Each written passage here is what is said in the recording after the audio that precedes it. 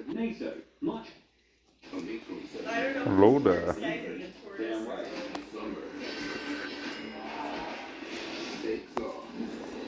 Oh, he's in hot pursuit. He's going.